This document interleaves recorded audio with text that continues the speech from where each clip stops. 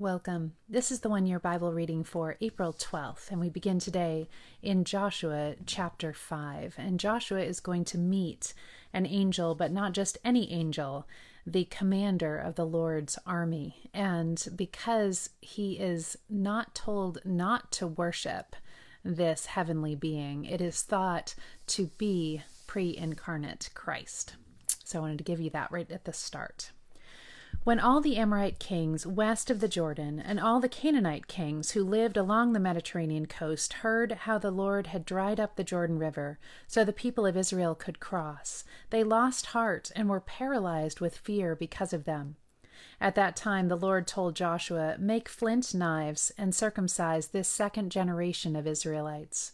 So Joshua made flint knives and circumcised the entire male population of Israel at Gibeath Aloth. Joshua had to circumcise them because all the men who were old enough to fight in battle when they left Egypt had died in the wilderness.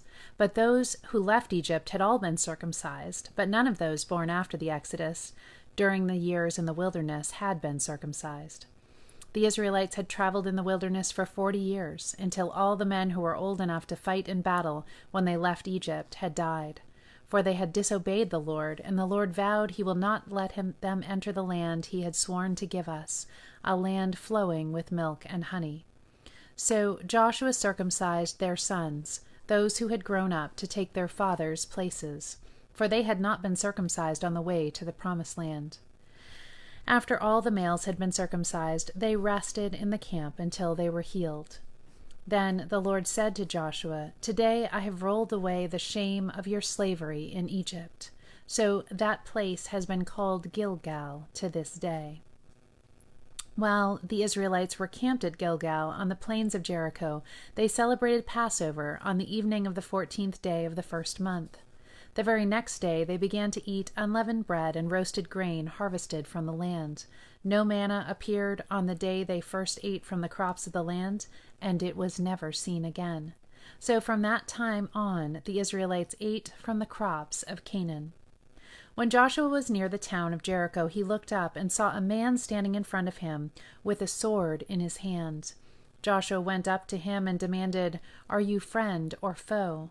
"Neither one," he replied. "I am the commander of the Lord's army." At this, Joshua fell with his face to the ground in reverence. "I am at your command," Joshua said. "What do you want your servant to do?" The commander of the Lord's army replied, "Take off your sandals, for the place where you are standing is holy." And Joshua did as he was told. Now the gates of Jericho were tightly shut because the people were afraid of the Israelites. No one was allowed to go in or out. But the Lord said to Joshua, "I have given you Jericho, its king, and all its strong warriors. You and your fighting men should march around the town once a day for 6 days.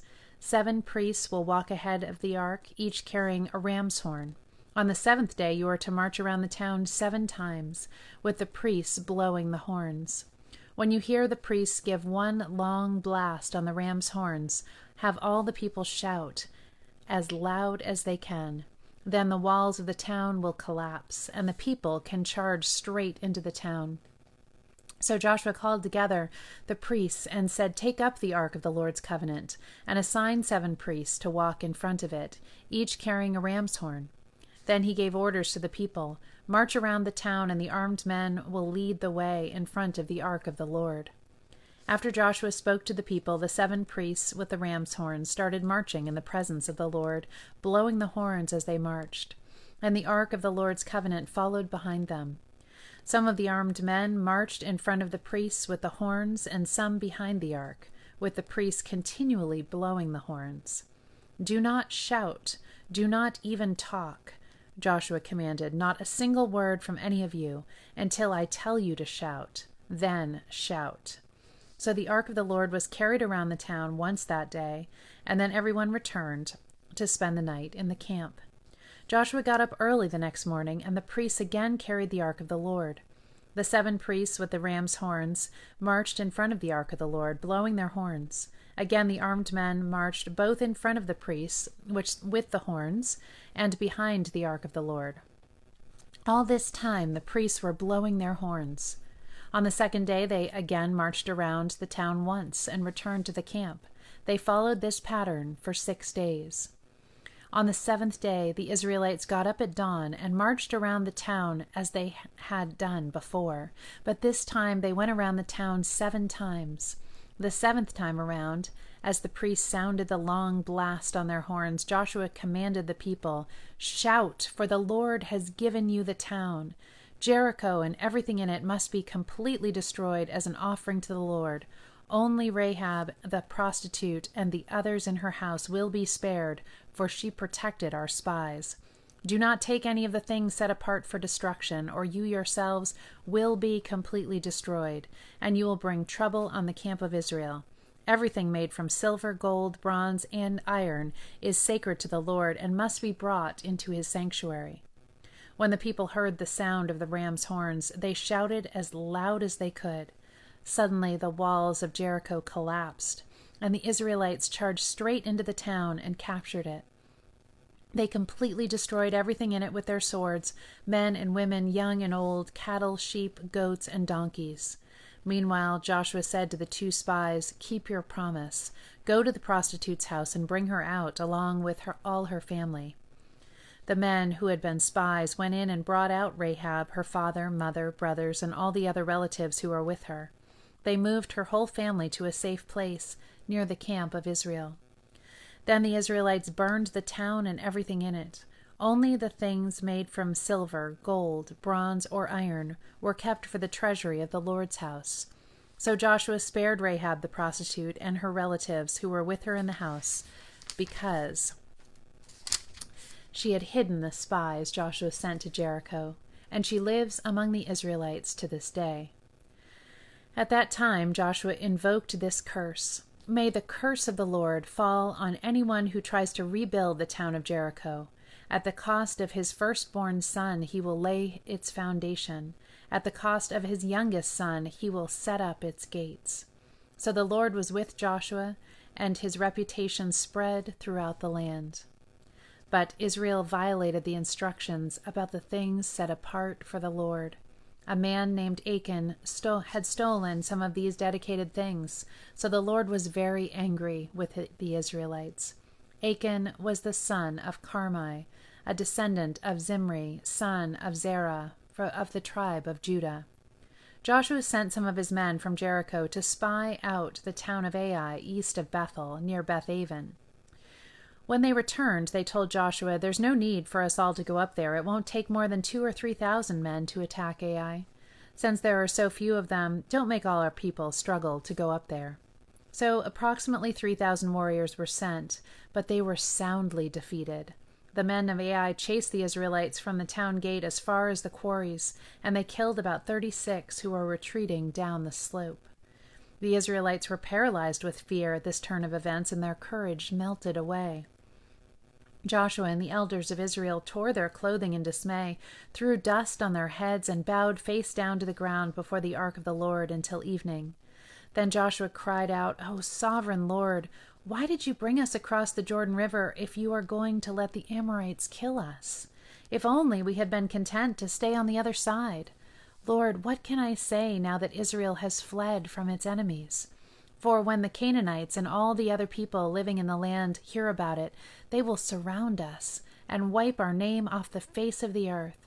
And then what will happen to the honor of your great name?" But the Lord said to Joshua, "Get up. Why are you lying on your face like this? Israel has sinned and broken my covenant. They have stolen some of the things I commanded to be set apart for me, and they have not only stolen them, but have lied about it and hidden the things among their own belongings. That is why the Israelites are running from their enemies in defeat. For now Israel itself has been set apart for destruction. I will not remain with you any longer unless you destroy the things among you that were set apart for destruction. Get up, command the people to purify themselves in preparation for tomorrow. For this is what the Lord, the God of Israel, says: Hidden among you, O Israel, are things set apart for the Lord. You will never defeat your enemies until you remove these things from among you.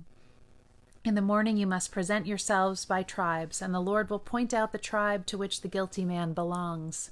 That tribe must come forward with its clans, and the Lord will point out the guilty clan. That clan will then come forward, and the Lord will point out the guilty family. Finally, each member of the guilty family must come forward one by one. The one who has stolen what was set apart for destruction will himself be burned with fire, along with everything he has, for he has broken the covenant of the Lord and has done a horrible thing in Israel. Luke, the beginning of chapter 15. Tax collectors and other notorious sinners often came to listen to Jesus teach. This made the Pharisees and teachers of religious law complain that he was associating with such sinful people, even eating with them. So Jesus told them a story. If a man has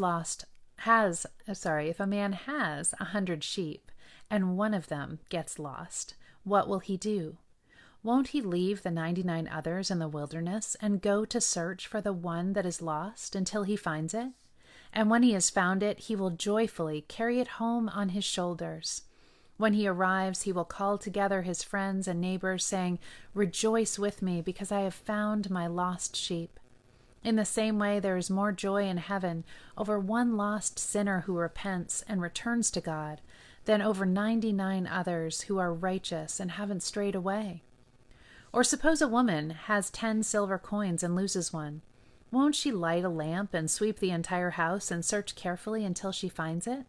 And when she finds it, she will call in her friends and neighbors and say, "Rejoice with me, because I have found my lost coin." In the same way, there is joy in the presence of God's angels when even one sinner repents. To illustrate the point further, Jesus told them this story. A man had 2 sons. The younger son told his father, "I want my share of your estate now before you die." So his father agreed to divide his wealth between his sons. A few days later, this younger son packed all his belongings and moved to a distant land, and there he wasted all his money in wild living. About the time his money ran out, a great famine swept over the land, and he began to starve. He persuaded a local farmer to hire him, and the man sent him into his fields to feed the pigs. The young man became so hungry that even the pods he was feeding the pigs looked good to him, but no one gave him anything. When he finally came to his senses, he said to himself, "At home, even the hired servants have enough food to spare, and here I am dying of hunger. I will go home to my father and say, 'Father, I have sinned against both heaven and you, and I am no longer worthy of being called your son. Please take me on as a hired servant.' So he went home to his father, and while he was still a long way off, his father saw him coming. Filled with love and compassion, he ran to his son, embraced him, and kissed him. His son said to him, 'Father, I have sinned against both heaven and you, and I am no longer worthy of being called your son.' But his father said to the servants, 'Quick, bring the finest robe in the house and put it on him. Get a ring for his finger and sandals for his feet. And kill the calf we have been fattening. We must celebrate with a feast, for this son of mine was dead and has now returned to life. He was lost, but now he is found.' So the party began. Meanwhile, the older brother was in the fields working. When he returned home, he heard music and dancing in the house, and he asked one of the servants what was going on. 'Your brother is back,' he was told, 'and your father has killed the fattened calf. We are celebrating because of his safe return.' The older brother was angry and wouldn't go in. His father came out and begged him, but he replied, 'All these years I've slaved for you, and never once refused to do a single thing you told me to. And in all that time you never gave me even one young goat for a feast with my friends. Yet when this son of yours comes back after squandering your money on prostitutes, you celebrate by killing the fattened calf.' His father said to him, 'Look, dear son, you have always stayed by me, and everything I have is yours. We had to celebrate this happy day, for your brother was dead and has come back to life. He was lost, but now he is found.'" Psalm 81, a psalm of Asaph. Sing praises to God, our strength. Sing to the God of Jacob. Sing, beat the tambourine, play the sweet lyre and the harp. Blow the ram's horn at new moon and again at full moon to call a festival. For this is required by the decrees of Israel.